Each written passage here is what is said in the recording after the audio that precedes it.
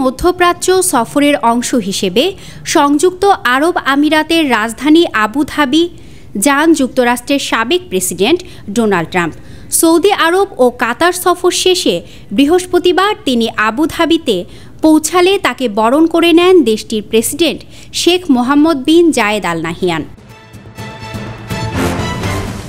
বিমানবন্দরে পৌঁছানোর পরপরই ট্রাম্প ও তার সফর সঙ্গীদের জন্য আয়োজন করা হয় বিশেষ ঐতিহ্যবাহী সাংস্কৃতিক পরিবেশনা।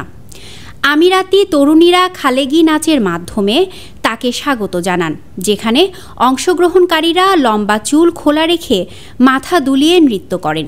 ট্রাম্প উচ্ছ্বাস প্রকাশ করে বলেন, দারুণ লাগছে।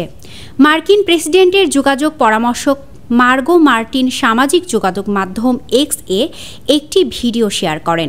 তাতে দেখা যায় নাচের তালে চুল দোলাচ্ছেন স্থানীয় তরুণীরা। এদিকে আরবের ধনী দেশগুলো যখন ট্রাম্পকে উষ্ণ অভ্যর্থনা জানাতে ব্যস্ত, তখন ফিলিস্তিনের গাজা উপত্যকার বাসিন্দাদের ওপর বর্বরতা আরও বাড়িয়ে দিয়েছে দখলদার ইসরায়েল।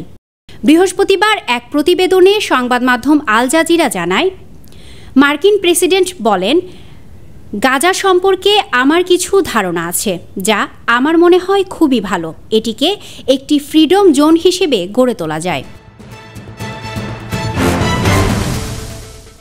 অনলাইন ডেস্ক, দৈনিক করতোয়া।